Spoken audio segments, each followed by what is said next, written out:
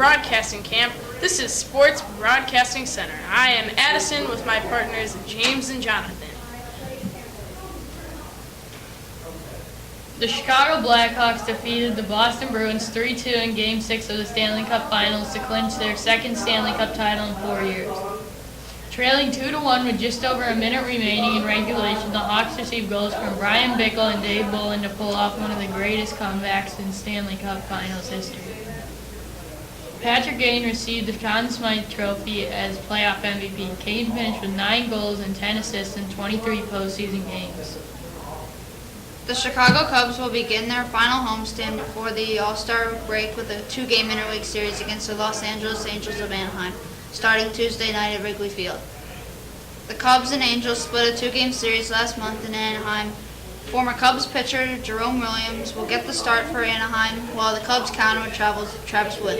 The Angels are in 4th place in the American League West, while the Cubs are in 4th place in the National League Central. Both teams are over 10 games out of first place. The Chicago White Sox won the first half of the season on the road, starting with a 3-game series against the Tigers in Detroit. This will be the first meeting between the Sox and Tigers this season.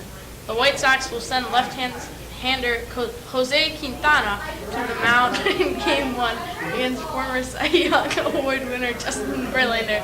The Sox are trying to get out of the cellar in the AL Central, while the Tigers are trying to hold off the Indians for first place. Now on to basketball.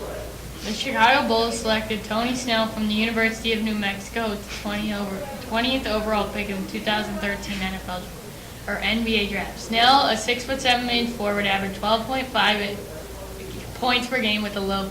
The Bulls also drafted power forward Eric Murphy out of the University of Florida with their second-round selection. Last season, Murphy was selected first-team All-SEC with shooting over 52% from the floor, including a stellar 45% clip from three-point range. And finally, the Chicago Bears announced the team has signed defensive tackle Cedric Ellis to a 1-year contract. Ellis's deal is worth $1 million with $500,000 guaranteed.